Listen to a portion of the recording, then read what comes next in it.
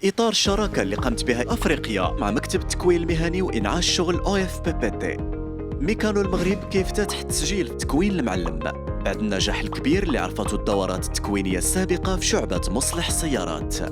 الآلاف من الميكانيكيين استفدوا من التكوين التأهيلي في مختلف المدن المغربية، واليوم جات نوبتك حتى انت باش تستافد كمنخرط في البرنامج من الحصول على شهادة مصلح سيارات في مدة ما كتعداش 3 أشهر لتحسين قدراتك التنافسية في قطاع ميكانيك السيارات، وبالأخص في التشخيص الكهربائي والإلكتروني للسيارات. هذا التكوين غادي يعاونك في تحسين الكفاءات ديالك، بحيث غادي يتطرق لعدة مواضيع اللي كتهمك بما فيها أساسيات الكهرباء، إلكترونيات السيارات، أدوات القياس، معدات التشخيص، تشخيص أنظمة الراحة والأمان الجديدة، خدمة الزبناء، إدارة ورش العمل، الكفاءات الذاتية. حالياً المئات ديال الحريفية في مختلف المدن المغربية استفدوا من تكوين المعلم ونفعوا الحرفة ديالهم.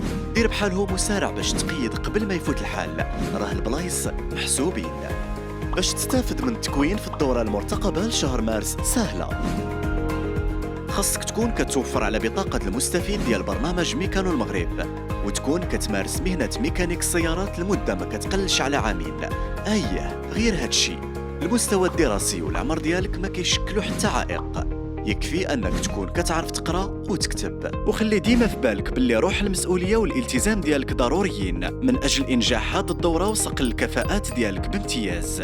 باش تسجل بعث لنا رساله نصيه عبر الواتساب على الرقم 05 22 23 55 97 فيها الاسم ديالك، رقم بطاقة المستفيد الخاصة بك، وعلاش بغيتي تستافد من التكوين. ما عندكش الواتساب؟ اتصل بنا على الرقم 05 22 23 55 97. وما تنساش يمكن الاستفادة من تكوين المعلم على مستوى مختلف المدن المغربية.